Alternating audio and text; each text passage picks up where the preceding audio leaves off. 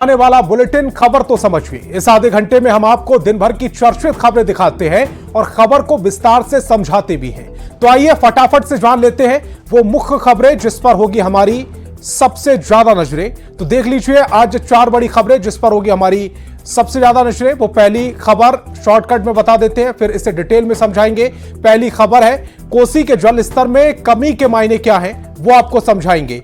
कहां कहां टूटा है तटबंध वो भी आपको बताएंगे। झारखंड में फैक्ट फाइंडिंग कमेटी का गठन क्यों किया गया है ये भी आपको समझाएंगे। हरियाणा जम्मू कश्मीर के चुनावी रण को भी आपको समझाएंगे।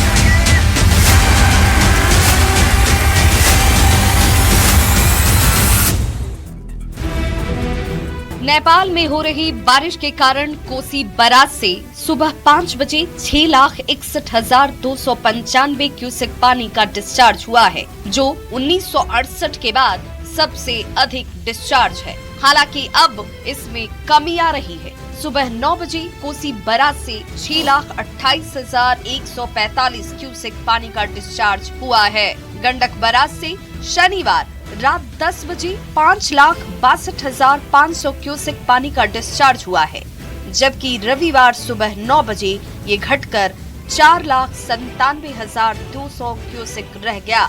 यहाँ भी लगातार डिस्चार्ज में कमी दिख रही है। जल संसाधन विभाग के मुख्यालय से लेकर फील्ड तक के अधिकारी और इंजीनियर अलर्ट पर हैं। तटबंधों की सुरक्षा के लिए दिन रात तत्परता से प्रयास किया जा रहा है।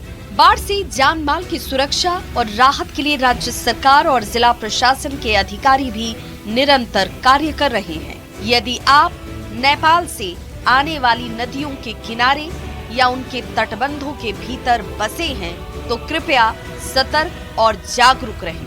अफवाहों पर ध्यान न दें और बाढ़ से सुरक्षा के लिए जरूरी सावधानी बरतें। तो नेपाल में हुई भयंकर बारिश से बिहार के कई जिलों में बाढ़ की स्थिति है। सबसे ज्यादा कोसी और गंडक नदी डरा रही है। हालांकि राहत वाली बात यह है कि कल कोसी बराज के ऊपर से पानी बह रहा था जो अब उतरने लगा है।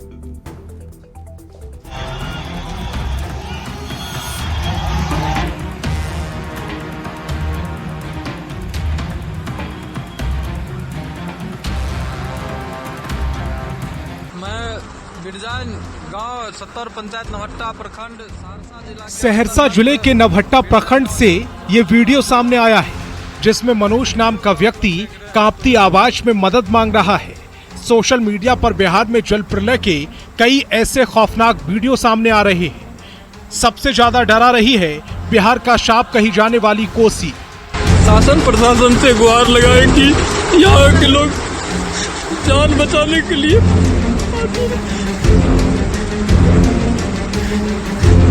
किसी भी तरह का सहायता पहुंचा करके मिर्जाइन के लोगों का जान बचाया जाए। शनिवार को कोसी पानी कोसी बराज के ऊपर तक पहुंच गया था। रिपोर्ट के मुताबिक 56 साल बाद कोसी में इतना पानी देखा जा रहा है जो उत्तर बिहार के कई जिलों को डुबा सकता है। ये वीडियो उस समय का है जब कोसी बराज के सभी 56 फाटक खोल दिए गए।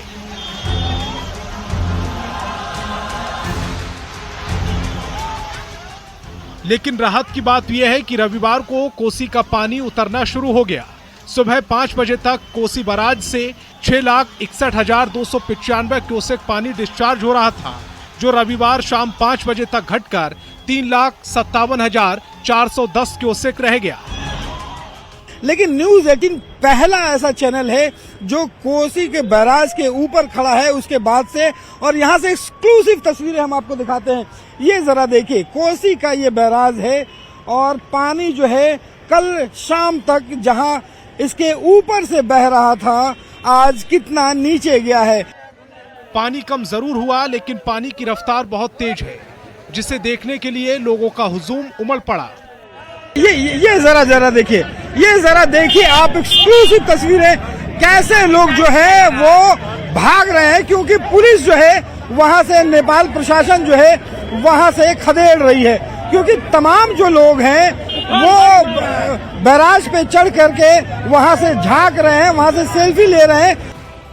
जेडीयू के कार्यकारी अध्यक्ष संजय झा ने कहा कि सरकार इस समस्या के परमानेंट समाधान का काम कर रही है।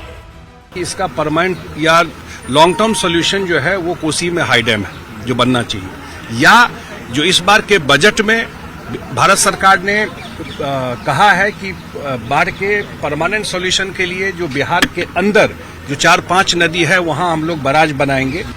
2008 में जब कुशाहा बांध टूटा था उस समय महज 2 से 3 लाख क्यूसेक पानी छोड़ा गया था और उसी ने बांध को तोड़ दिया था।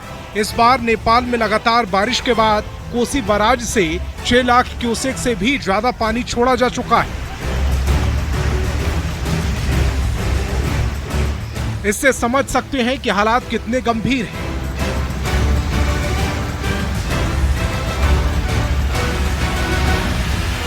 न्यूज 18 के लिए सुपौल से रवि एस नारायण और अमित झा के साथ दिल्ली से अमितेश सिंह की रिपोर्ट।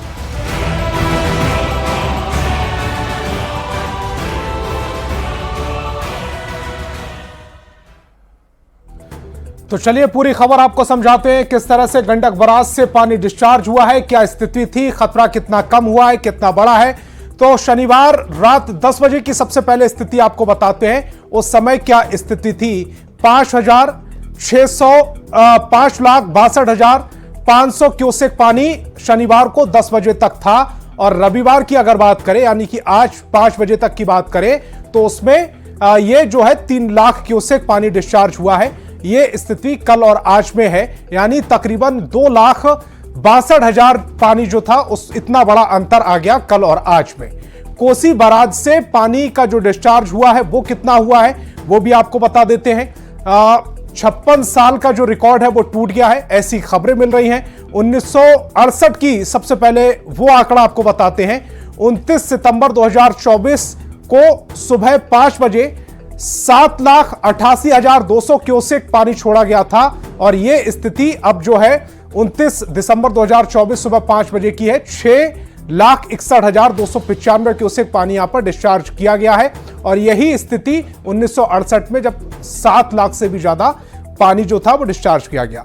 खतरा कम हो रहा है या बढ़ रहा है वो भी आपको बता देते हैं। जो 1968 में 7,88,200 क्यूसेक पानी छोड़ा गया था और 29 सितंबर शाम 5 बजे 3,57,410 क्यूसेक पानी छोड़ा गया है। इतना बड़ा फासला अब आ चुका है।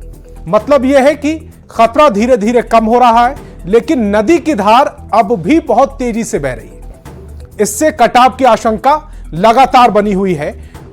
पानी तो कम हो रहा है, लेकिन जो पानी का बहाव है वो बहुत तेजी से चल रहा है और जिसके चलते कटाव की आशंका लगातार बनी हुई है।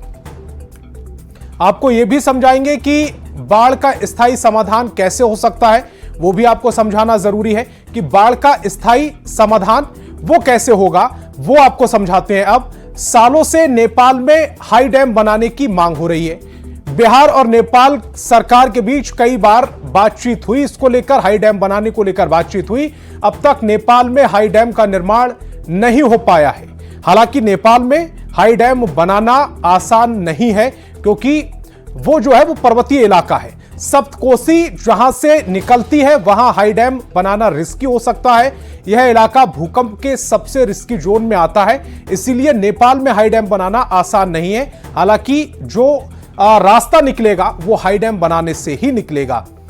अब बात करते हैं कि हाई डैम बनाने को लेकर कई बार बातचीत हुई, लेकिन कई लोगों ने अलग अलग तर्क दिए हैं। इनमें से यह भी कहा गया कि हाई डैम बना तो 26 मील का बड़ा झील बनेगा। भूकंप से डैम क्षतिग्रस्त हो सकता है, क्योंकि सबसे ज्यादा भूकंप ग्रसित इलाका वो माना जाता है। भागलपुर तक का इलाका जलमग्न हो जाएगा, ये भी खतरा लगातार मंडरा रहा है, ऐसी आशंकाएं जाहिर की जा रही है। अब सवाल है कि फिर इसका और क्या स्थायी समाधान हो सकता है। इसमें एक तर्क नदियों को जोड़ने का भी है। नदियों को जोड़ने का एक तर्क दिया जा रहा है। कैसे, आइए वो भी आपको समझा देते हैं। कोशिश करते हैं कि देश का एक हिस्सा हर साल बाढ़ की चपेट में रहता है, देश का दूसरा हिस्सा सूखे की मार झेलता है। एक तरफ बाढ़ रहती है हर साल और दूसरी तरफ सूखा रहता है। 1970 में राष्ट्रीय जल ग्रिड का प्रस्ताव रखा गया था। 1999 में अटल सरकार ने नदियों को जोड़ने की बात भी कही थी। नदियों को जोड़ने से समस्या के कंट्रोल किया जा सकता है। बढ़े हुए पानी को कम वाले क्षेत्र में, जहां पर सूखा होता है, ऐसे वाले क्षेत्र में डाइवर्ट किया जा सकता है जिस इलाके में बाढ़ आती है उस इलाके से। तो बाढ़ की वजह से बगहा के खैरटबा गांव के चंपारण रिंग बांध टूट गया। इसके बाद गांव में पानी घुसने लगा। सीतामढ़ी के विलसंड के मधकौल के पास बागमती नदी का तटबंध टूट गया, जिससे कई सड़कों पर जो पानी था वो चढ़ गया और कच्चे मकान बाढ़ की चपेट में आ गए।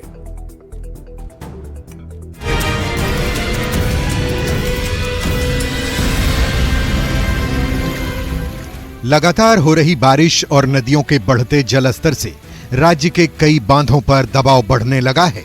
बगहा की तस्वीर देखिए कैसे खिरटबा गांव के पास गंडक नदी की तेज धारा में चंपारण रिंग बांध टूट गया।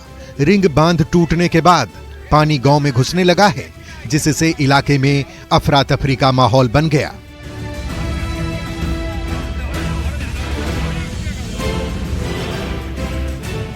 बांध टूटने की घटना सीतामढ़ी में भी हुई है। नदी की तेज धारा में बागमती का माड़र तटबंध टूट गया।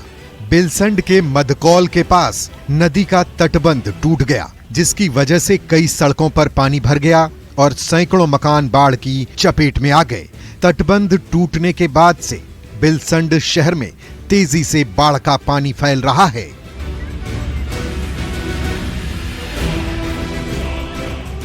सीतामढ़ी में बागमती नदी भी उफान पर है, जिसकी वजह से बैरगनिया के बलुआ, परसौनी के सौली और कोरा खरगी गांव के पास तटबंध में पानी का रिसाव हो रहा है, जिसको लेकर ग्रामीणों में दहशत है। बांध का तो कोई भरोसा नहीं है, कब बांध टूट जाएगा, रात भर कोई कब टूटता या न टूटता कोई ठीक नहीं है। घर बांध पजरा में घर है, बच्चा बच्चा लेकर लोग कहाँ जाते, घर बांध टूटते था कहाँ पर जाते। दोनों तरफ सर नदी है, हमने से जीवन खराब हो रहा है। अब ये टूट जाएगा तो ये धूका पर घर है, हमने से दह जाएगा। हालांकि जल संसाधन विभाग की ओर से लगातार दावा किया जा रहा है कि विभाग के अधिकारी और इंजीनियर लगातार निगरानी कर रहे हैं, लेकिन सीतामढ़ी के कोरा खरगी गांव के लोग इस दावे से सहमत नहीं दिखते। न्यूज़ 18 के लिए बगहा से मुन्ना राज और सीतामढ़ी से राकेश रंजन की रिपोर्ट।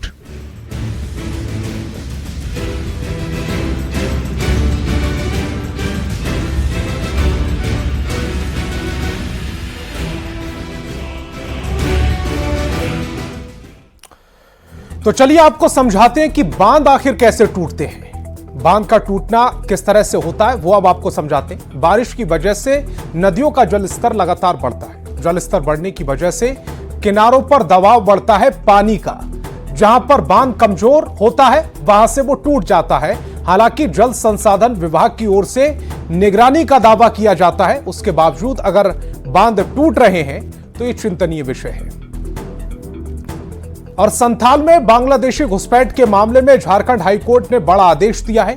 उच्च न्यायालय ने high power fact finding committee बनाने का निर्देश दिया, पर केंद्र और राज्य सरकार के बीच जिच को लेकर क्या यह संभव हो पाएगा? उच्च न्यायालय ने कब तक का दिया है अल्टीमेटम, वो एक रिपोर्ट के जरिए आपको समझाते हैं। भविष्य से खिलवाड़ करने वाली ऐसी राज्य सरकार को हमें झारखंड से हटाना ही होगा। हमने क्या किया नहीं किया, राज्य की जनता उसको तय करे। संथाल में बांग्लादेशी घुसपैठ के मामले में झारखंड हाईकोर्ट ने बड़ा आदेश दिया है। उच्च न्यायालय ने high power fact finding committee बनाने का निर्देश दिया है। केंद्र और राज्य सरकार को मिलकर कमेटी बनाने का आदेश मिला है। कोर्ट ने कहा है कि 1 अक्टूबर को होने वाली आगामी सुनवाई से पहले केंद्र और राज्य के बीच बैठक होगी और इसी बैठक में कमेटी के सदस्यों और चयन पर फैसला लेना होगा।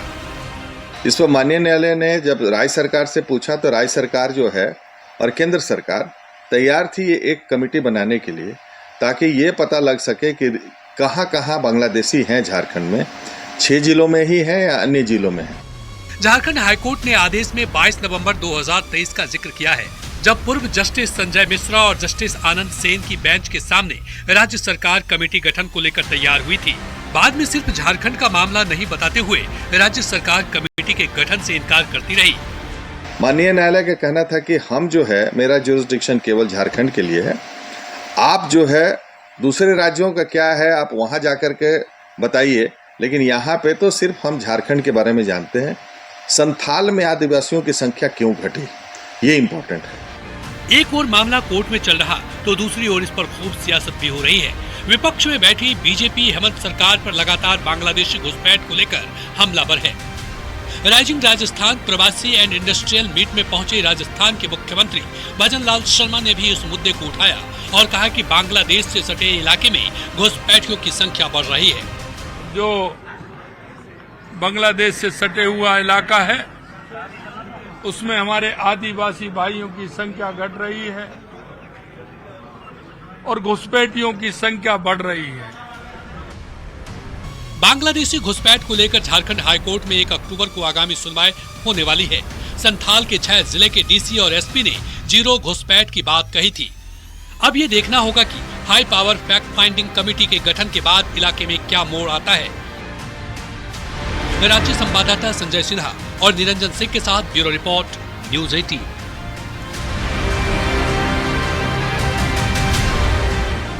तो संथाल में घुसपैठ के मामले में हाईकोर्ट ने फैक्ट फाइंडिंग कमेटी के गठन का आदेश दिया है। अब सबसे बड़ा सवाल यह है कि हाईकोर्ट को high level fact finding committee का गठन करने का आदेश क्यों देना पड़ा। तो इसका जवाब है घुसपैठ की पहचान के लिए, जो घुसपैठी आते हैं उनकी पहचान के लिए इस तरह का आदेश देना पड़ा है। कोर्ट के आदेश में और क्या है वो भी आपको बता देते हैं कि कोर्ट ने जो आदेश दिया है उसमें और क्या क्या है वो भी जानना बहुत जरूरी है। पारा 26 डीसी का संथाल के जिलों में घुसपैठ से इनकार, ये पॉइंट याद रखिएगा। पारा 26 डीसी का संथाल के जिलों में घुसपैठ से इनकार है। पारा 37 राज्य ने घुसपैठ की बात मानी है। पारा 39 की बात करें अगर, पारा 26 में हमने आपको बताया, पारा 37 में राज्य ने घुसपैठ की बात को माना है। पारा 39 ये भी बहुत महत्वपूर्ण पारा है, इसको भी गौर से सुनना। राज्य ने माना कि घुसपैठ हो रही है। डीसी, इनका बयान भी बहुत जरूरी है। डीसी ने क्या कहा है? डीसी ने कहा है कि डीसी एसपी का घुसपैठ से हालांकि इन्होंने इनकार कर दिया है। डीसी एसपी घुसपैठ नहीं मान रहे हैं। ये फिलहाल संथाल की स्थिति बनी हुई है। संथाल परगना में डेमोग्राफी चेंज और घुसपैठ के मामले में सुनवाई करते हुए झारखंड हाईकोर्ट ने high level fact finding committee के गठन का आदेश दे दिया है। दरअसल राज्य सरकार कहती है कि कमेटी के गठन की कोई जरूरत नहीं है, जबकि केंद्र सरकार कमेटी के गठन के पक्ष में रही है। अब खबर क्या है इसमें समझाने वाली, वो आपको बताते हैं। अब दूसरा सवाल यह है कि फैक्ट फाइंडिंग कमेटी का गठन होता कैसे है, फैक्ट फाइंडिंग कमेटी का गठन किस तरह से होता है, वो भी आपको बताते हैं। इस कमेटी का गठन राज्य और केंद्र सरकार को मिलकर करना होता है। हालांकि सदस्यों का चयन कोर्ट करता है। कमेटी का गठन करती है राज्य सरकार और केंद्र सरकार मिलकर, और उसमें सदस्य कौन होंगे इसका चयन करता है कोर्ट। बांग्लादेशी घुसपैठ मामले में केंद्र ने हाई कोर्ट में हलफनामा दायर किया है, जिसमें यह कहा गया है कि संथाल में बांग्लादेशी घुसपैठ हुई है। केंद्र ने कहा कि संथाल इलाकों में आदिवासियों की संख्या तेजी से घट रही है। आदिवासियों की संख्या 44 से घटकर 28% हो गई है, यानी कि आदिवासी जनसंख्या में 16% की गिरावट आई है। वहीं केंद्र सरकार ने अपने हलफनामे में यह भी कहा है कि ईसाइयों की संख्या, किसकी? ईसाइयों की संख्या 6,748 गुना बढ़ी है, यानी कि 6,000 गुना से भी ज्यादा ईसाइयों की संख्या बढ़ी है। संथाल परगना में बढ़ी है। इसका सबसे बड़ा कारण पलायन और धर्मांतरण है। अब यह भी जान लीजिए कि संथाल परगना में शामिल वो कौन कौन से 6 झारखंड के जिले हैं जो इसमें आते हैं। केंद्र सरकार के हलफनामे के मुताबिक ईसाइयों के साथ मुसलमानों की आबादी भी बहुत बड़ी है। झारखंड की इन 6 जिलों में मुस्लिम आबादी 20 से 40% तक बढ़ गई है। झारखंड विधानसभा चुनाव का बिगुल बजने ही वाला है। तारीखों के ऐलान से पहले सियासी बिसात बिछनी शुरू हो गई है। एनडीए में सीट शेयरिंग का फार्मूला लगभग फाइनल हो चुका है। कौन पार्टी कितनी सीट पर चुनाव लड़ेगी वो हम आपको बताएंगे कि कौन सी पार्टी कितनी सीटों पर चुनाव लड़ेगी। तो झारखंड में विधानसभा चुनाव का बिगुल बजने वाला है। तारीखों के ऐलान के पहले सियासी विसाद बिछनी शुरू हो गई है और जो इस समय पूरा मामला आप देख रहे हैं कि संथाल परगना को लेकर भी, उसमें भी ये पूरा मामला नजर भी आ रहा है। तो खबर तो समझिए में आज फिलहाल इतना ही। आप देखते रहिए न्यूज़ 18 बिहार झारखंड।